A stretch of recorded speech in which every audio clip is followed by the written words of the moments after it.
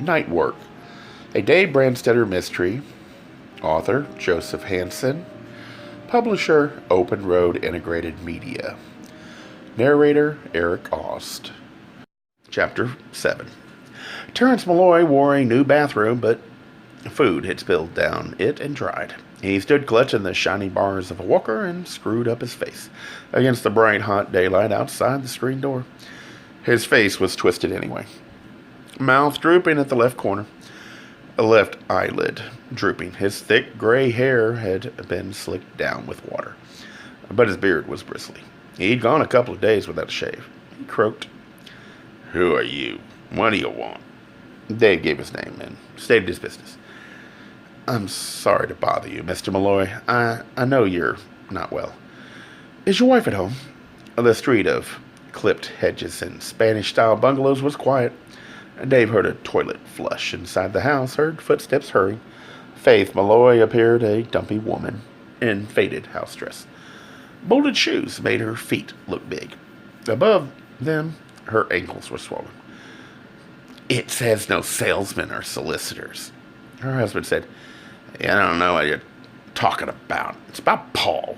You always go off half-cocked." He hiked the walker forward and fumbled with a trembling hand at the screen door latch. "Come in."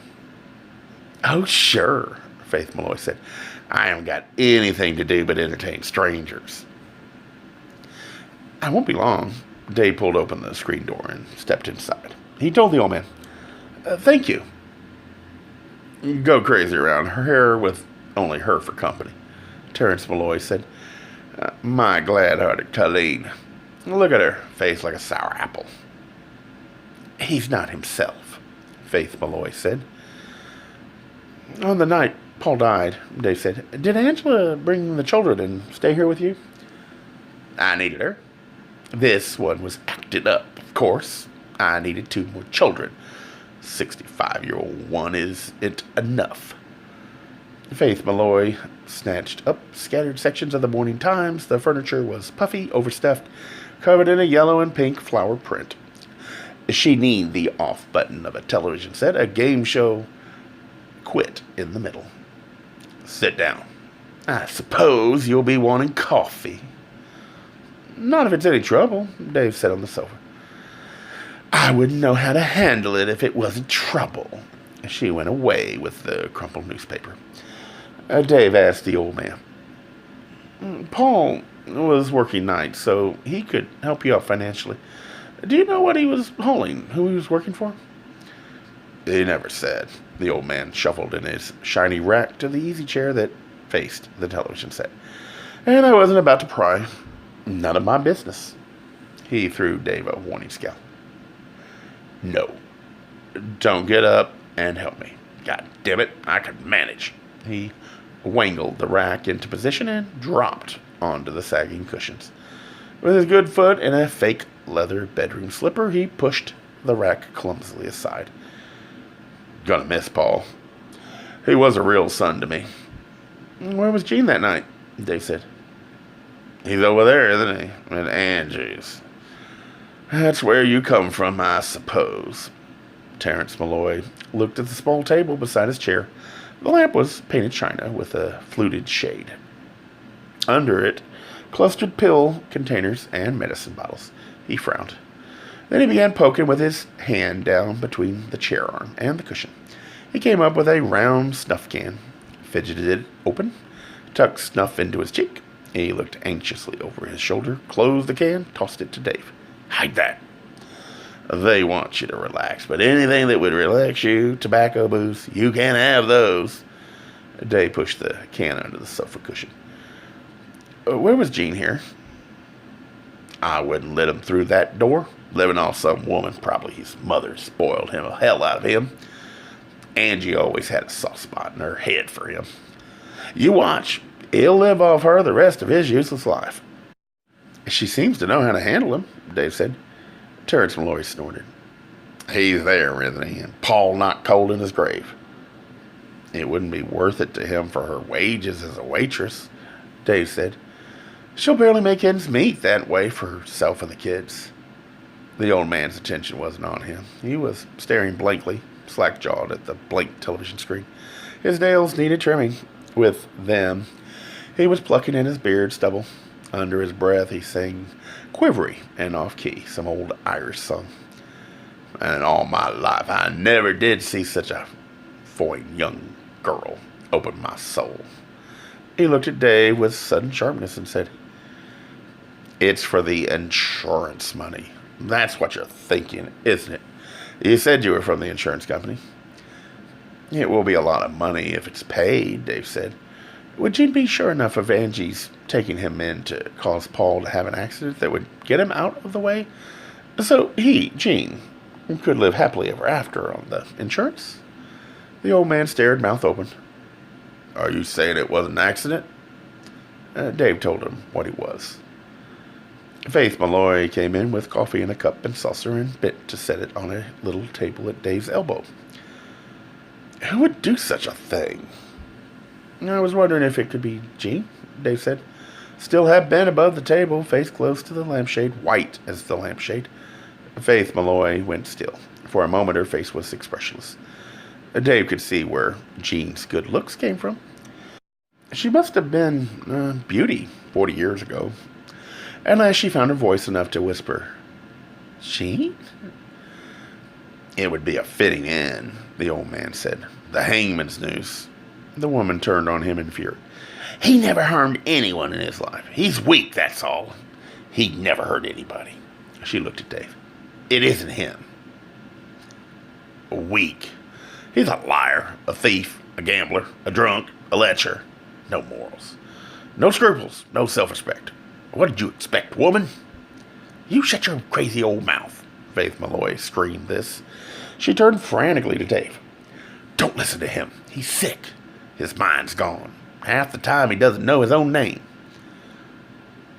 Gene's at your daughter's now. And Dave said, where was he living before? I've got it written down.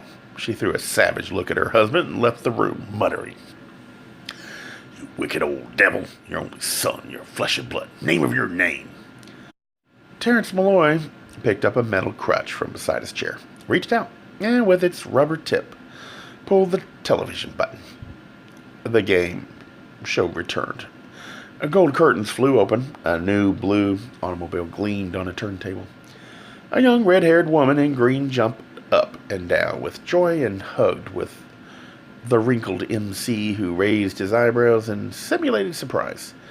Terrence Malloy let the crutch fall. I'd beat her with that, he said, if I had the strength. I was a strong man once. She wouldn't have dared plague me then as she does now. Now all I can do to her is spill my food and piss on the bed. Here it is. Faith Malloy came hurrying back in her clumsy shoes and pushed a scrap of paper into Dave's hand. Gene has lots of friends. He'll have been with his friends. He likes to have a good time. They'll have seen him that night. They'll tell you. Thank you.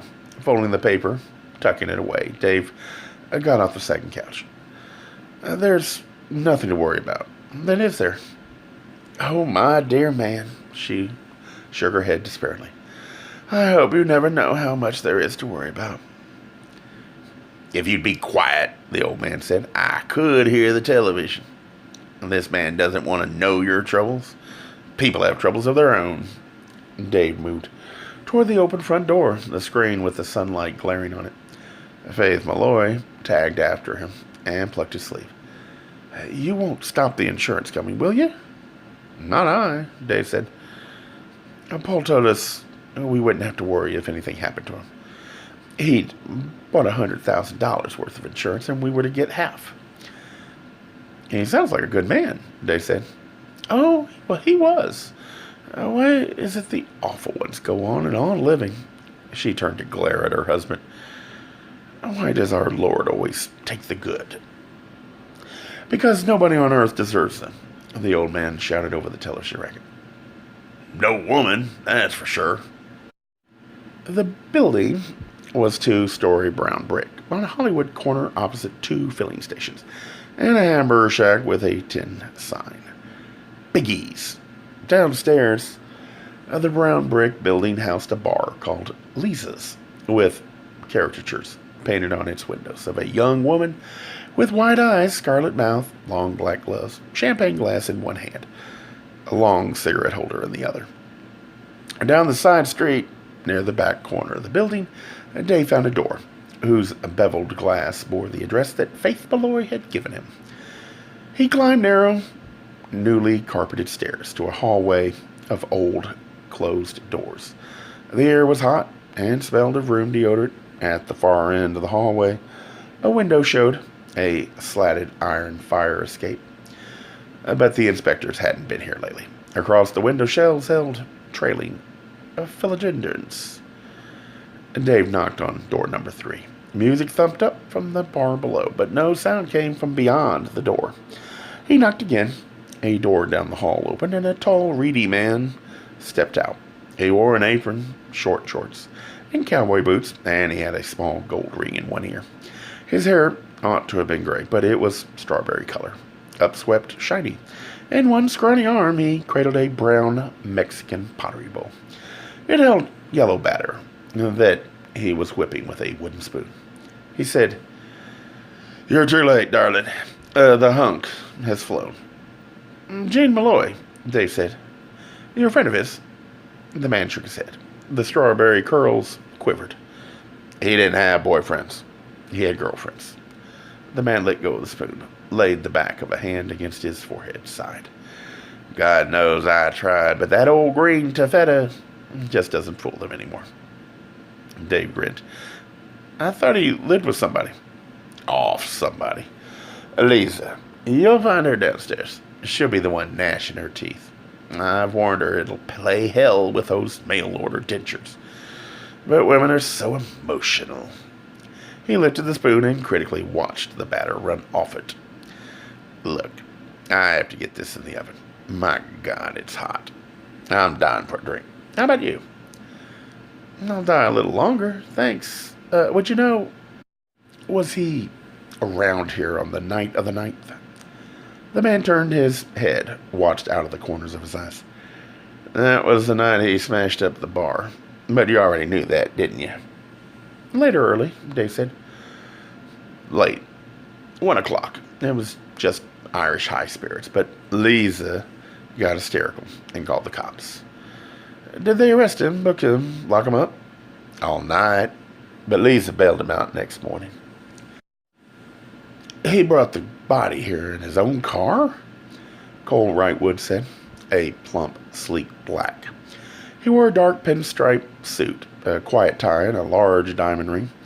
The desktop in front of him was polished to a high gloss. Along its front edge and a planter grew a neat, low hedge of marigolds. In corners of the paneled office, tall white baskets held sprays of gladiolus. The cool, conditioned air was laden with the damp perfume of flowers. Electronic organ music, Frere Widar, whispered from hidden loudspeakers, and waited while I filled out the death certificate. "As I expect, you know." Wrightwood smiled, a grave, apologetic little smile. "The mortician fills in all the data, name, address, that sort of thing. The physician merely has to write in the cause of death and sign the certificate." "He has to have been the attending physician," Dave said, "for at least 20 days. Otherwise, there has to be an autopsy. The ward of a man called in just for the emergency. Isn't enough?" Wrightwood nodded. "The departed's wife, widow, she came along with the doctor. She said he was the family physician." "Did that seem likely to you?" "White, isn't he?" A leaded window, diamond panes, church-like, was at Wrightwood's back. A long, glossy Cadillac hearse slid past the window. "Had you ever seen him before?" "He was white." Wrightwood's smile was thin. "Most doctors are. I saw no reason to doubt the woman's word. She was in tears, deeply grieved, shocked. In my experience, people don't lie at times like that." "May I see the death certificate?" Wrightwood stirred in his tall leather chair, but he didn't rise. "S.A. Oswald Bishop was insured by this company you represent?" The card Dave had given him lay on the desktop. He blinked at it through large round lenses framed in heavy black plastic. Pinnacle. I didn't say. Dave took from inside his jacket the leather folder that held his private investigator's license and held it out across the marigolds for Wrightwood to read. Pinnacle has asked me to investigate the death of a close friend of Ossie Bishop. He flipped the folder, closed, and slid it back into his jacket. Another gypsy trucker. Paul Myers? Wrightwood's eyebrows rose. That was on the news. An accident. He drove off the road in some canyon. No. Dave told him what the sheriff's lab had discovered. Now, Ossie Bishop was doing the same sort of night work as Myers. He even got Myers the job. His death coming so close to Myers disturbs me. Dave smiled. I'll regard it as a great kindness if you'll let me see Bishop's death certificate. What was this night work? I don't know. You say Mrs. Bishop was distraught that night. She didn't happen to say... Didn't blurt it out in anger or despair, perhaps. You mean you don't know what these two men were doing with their trucks? Not even the one you insured? Myers seems not to have told anyone. That in itself isn't exactly reassuring, is it? Not when you add the fact that he was very well paid. Dave took out Myers' bank book and held it up. He was making frequent fat deposits in cash. He put the bank book away. Wrightwood sat for a few seconds longer, moving his chair very slightly from side to side on its swivel base. He shrugged and rose. It was a heart attack. He rounded the desk, crossed deep purple carpeting, opened one of a pair of tall carved double doors. Through the doorway came the quiet chatter of a typewriter. Wrightwood spoke. The typewriter ceased. Branches of firethorn showed outside the window. Small birds were harvesting the berries, and then squabbling, shrill beyond the panes. Wrightwood returned and handed Dave a manila folder marked Bishop Oswald B. with a date, a month old. Dave put on reading glasses and opened the folder. The shadow of Wrightwood came between him and the window light. The cushion of the big desk chair sighed as Wrightwood's 200 sleek pounds settled on it. Written after cause of death was massive coronary occlusion. Time of death 1:50 a.m. Attending physician 4T Kretschmer, M.D. Kretschmer had written down an address and telephone number. Dave took off the glasses, folded them, pushed them into a pocket, closed the file, handed it across the sunny little flowers to Wrightwood. Thank you. He got to his feet. I appreciate it. It's on file at the Hall of Records. You were near, Dave said. I'm sorry for the trouble. Anyway, you've told me things they couldn't at the Hall of Records. Wrightwood turned his head slightly, weary. It was a heart attack. Big, heavy man. He'd overworked himself. Wrightwood got to his feet, buttoned his jacket. He didn't appear worried about his own weight. Hypertension kills a good many of my people. I see men who have gone down in their prime all the time. He had come around the desk again, and now took Dave's arm to walk him to the door. His grip was as gentle and comforting as if Dave had just brought him a dead friend. You interest me. He didn't let go Dave's arm. With his free hand, he gripped the fancily wrought bronze handle of the tall office door, but he didn't move it. Just what have I told you besides the obvious? That the widow came here. Dave didn't want a cigarette, but he wanted the Undertaker's hand off his arm. And nobody was dead around him. He didn't want to be treated as if somebody was, so he reached for a cigarette. Found it. Found his slim, still lighter, lit the cigarette. Did the oldest son come too? Melton? He put the lighter away. Wrightwood shook his head. A woman came. I assumed she was a nurse. Perhaps the doctor's receptionist. What made you think that? Wrightwood turned the handle and opened the door. She fit the role. You develop an instinct about people in this business. And she had that self-assured way about her. They boss their bosses. They were in a quiet reception room now. He gave the slim, pale, black, 40-ish woman at the desk a grin. Don't they? She looked up at him wide-eyed and patted her beautifully set hair. I can't think what you're talking about. Her laugh was soft and dry. Dave smiled at her and moved toward the doors that would take him along a hushed corridor hung with ferns and caged canaries, a corridor that passed rooms where the embalmed dead slept in coffins, rooms where damp-eyed families sat on spindly chairs and past the chapel. It was the route he had taken to get here. With the door open, he turned back. Can you describe her for me? Stocky, middle-aged, well-dressed? Brightwood tilted his head. You know this woman? Not yet, Dave said, but I'm looking forward to it. Thanks for your help. Gay Mysteries audiobooks. I think it is easy to hate a label, but a face humanizes the word. So this effort is twofold. To offer comfort to those like myself that your world didn't end because you don't fit into the view of acceptable society on both sides. And in hopes of helping those with family that are LGBTQ, that it doesn't mean we are aliens from the child they once knew.